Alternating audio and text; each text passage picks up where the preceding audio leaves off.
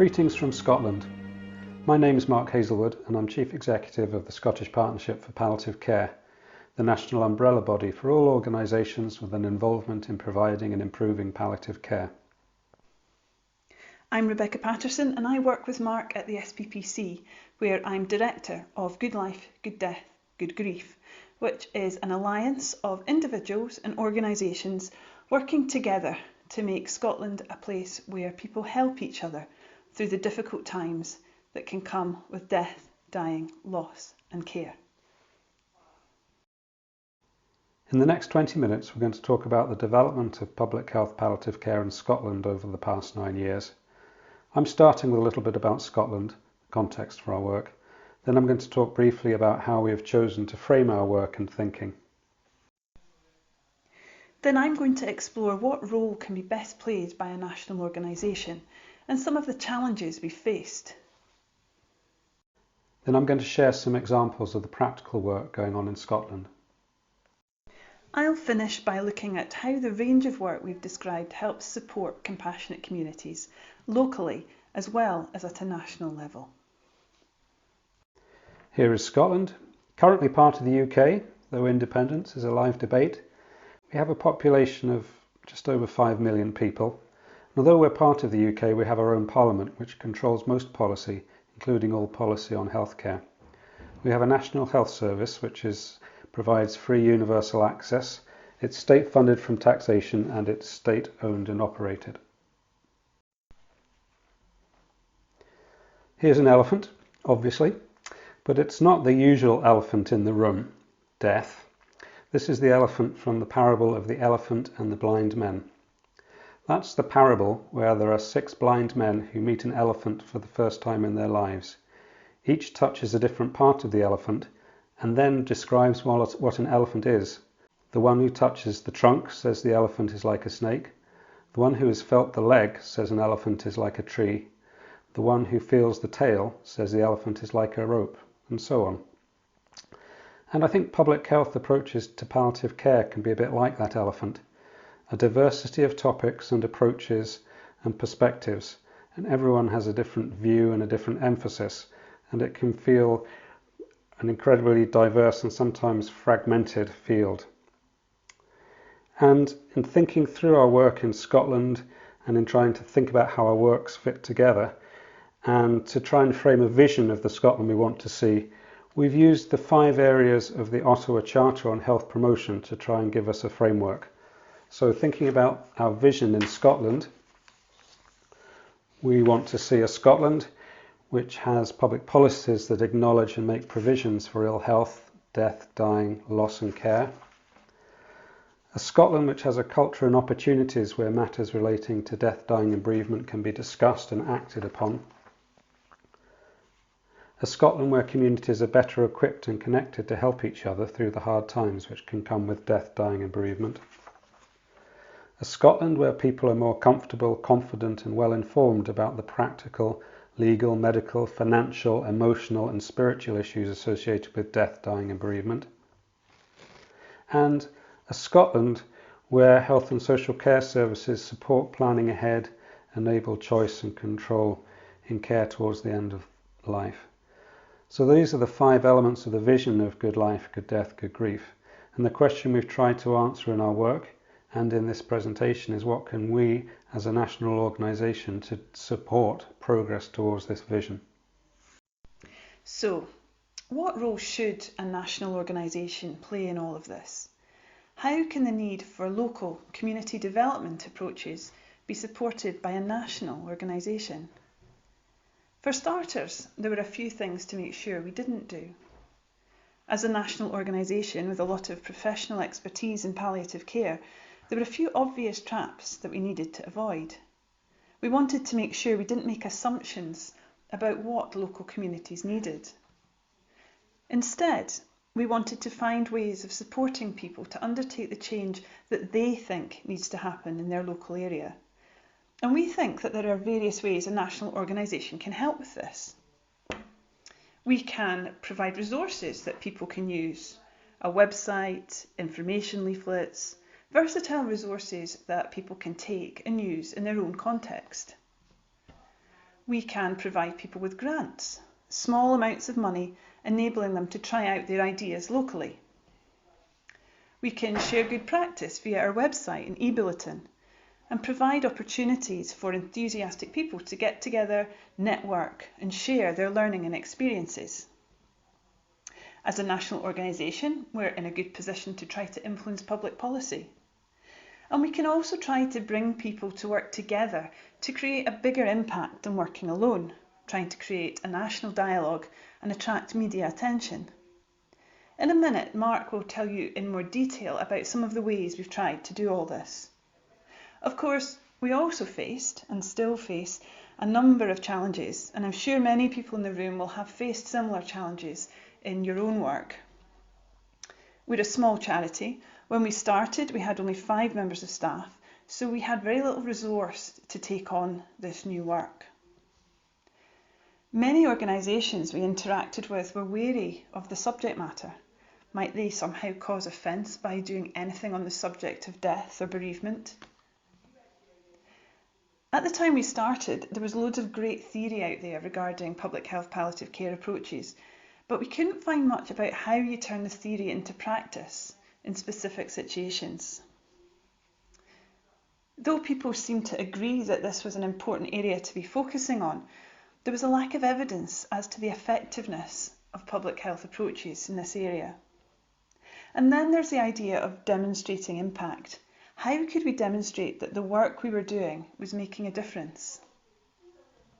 However, not to be daunted, we dived right in, and Mark is going to tell you about some of the specific activities we've done. Thanks, Rebecca. So, in practical terms, we began back in 2011 with some basics. A website with key messages, a rationale, some information about key issues like advanced care planning, a space where people could share their work, signposting to other important sources of information before and after a death.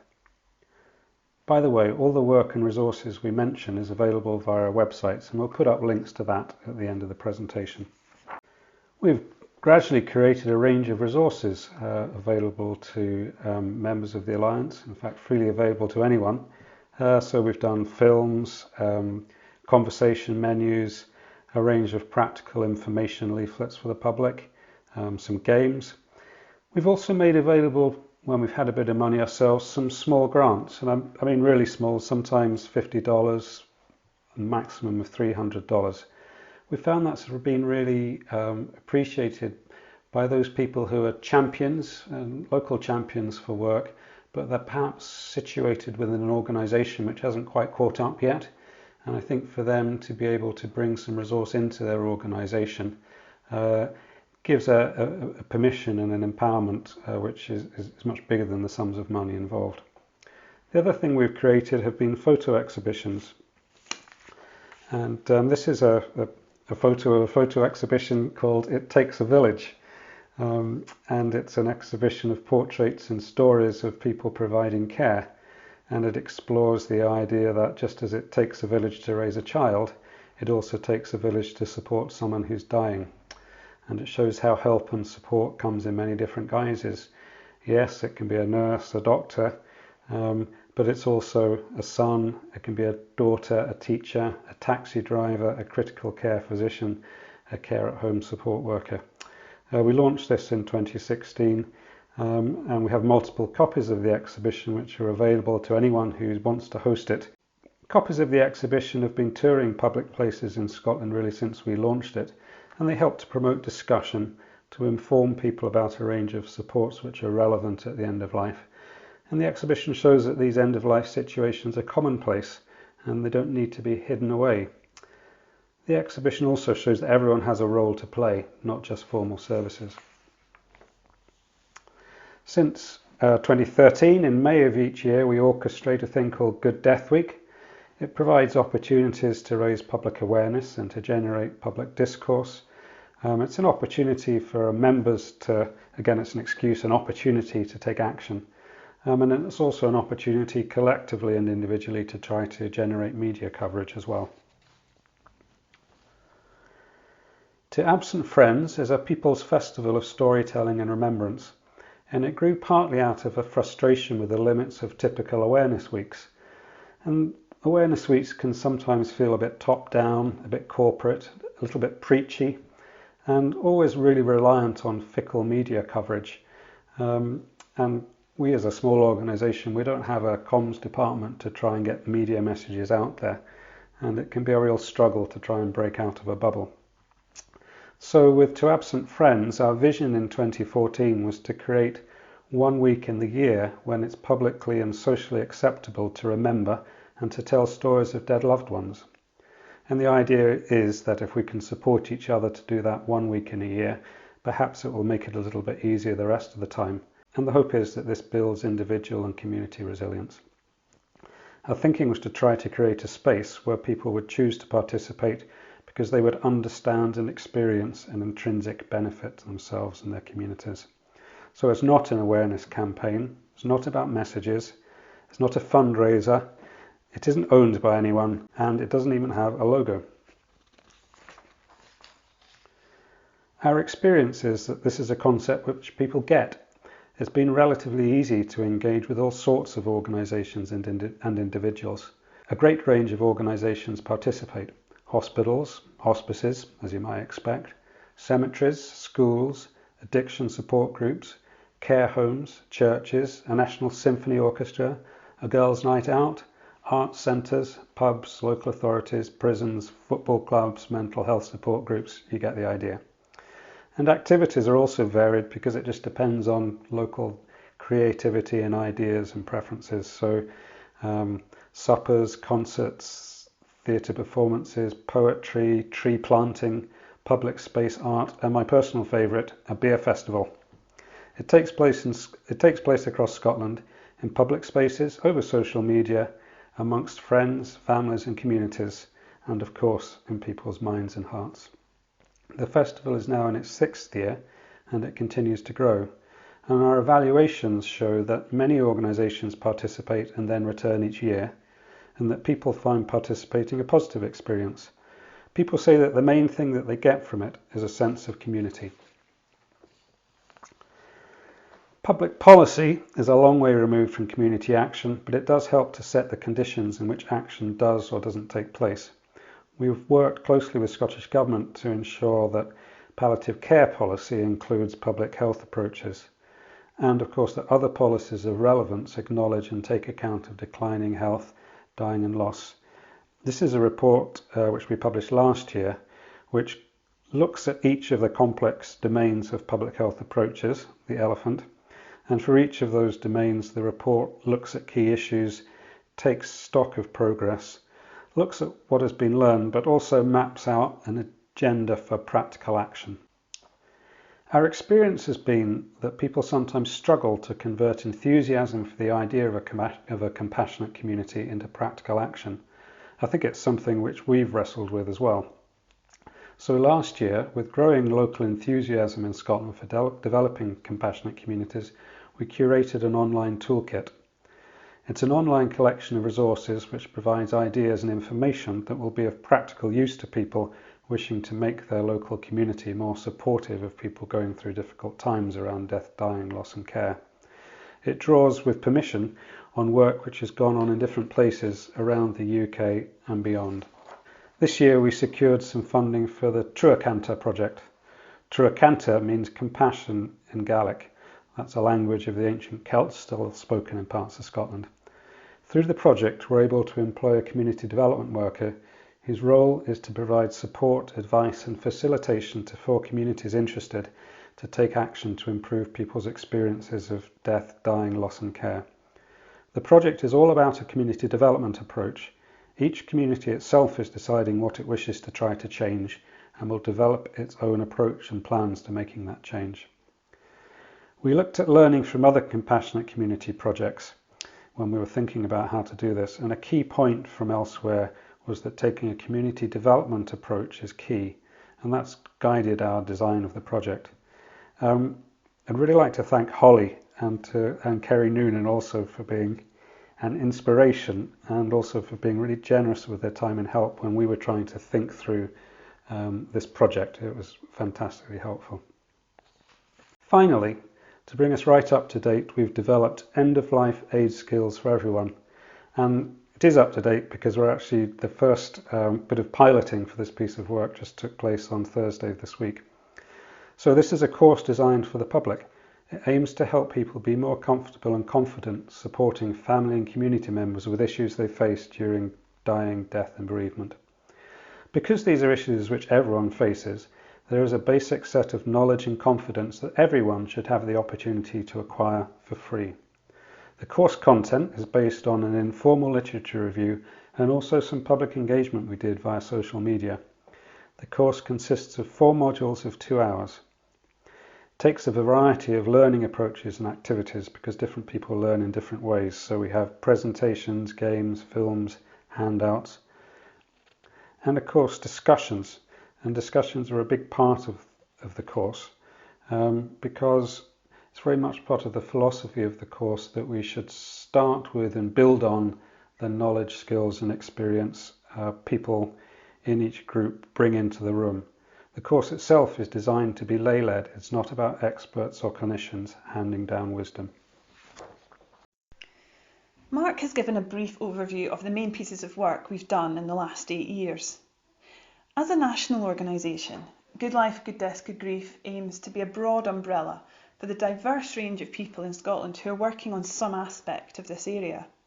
Mark nicely illustrated the need for this with the parable of the elephant and the blind men. In trying to keep our work broad, the Ottawa Charter has been a helpful structure, and here you can see how some of our work maps to the 5 areas of the Ottawa Charter. The type of initiatives we've been involved in reflect to some extent the evolution of theory in this field of public health palliative care.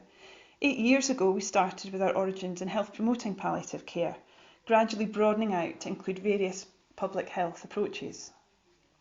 However, from the start, all our work has been done in the spirit of community development and is focused in some way on making Scotland a compassionate community, where death is seen as a normal part of life and people care for each other through the difficult times. However, much of the work we've described might not be what many people here would associate with the label compassionate communities, which I think people tend to think of as something that happens at a local level. Of all our work, the Trúchanta project, which we started just this year, is most grounded in the theory of compassionate communities. My colleague Caroline has a community development background and is working with local communities to help them identify and realise the changes that they want to see. However, what I personally find pretty exciting is seeing how the work we've done over the last 8 years has really prepared the ground for the success of the Trúchanta project. The pieces of work Mark has described have all built on each other and helped to grow and strengthen our networks across Scotland. This means that when we were advertising for communities to get involved with the Trúchanta project, we were able to get the message out to all kinds of different people and communities.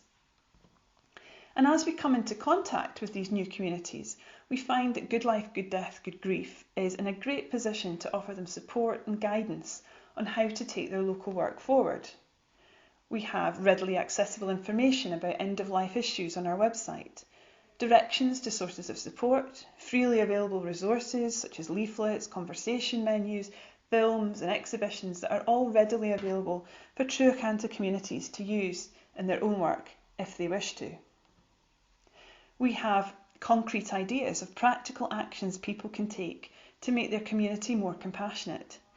For example, by taking part in the Two Absent Friends Festival, or running end-of-life aid skills courses, or looking at a range of other ideas from across the UK and worldwide, gathered together within our Scottish Compassionate Communities Toolkit. And we can immediately connect them into a community of experience and enthusiasm, where people can share and learn from each other. So that's our journey. Thanks very much for listening. We really hope some of it has been of use and interest to you. You can find out more via these links, and please get in touch if you want to talk further. We'd really like to hear what you think and what you're doing.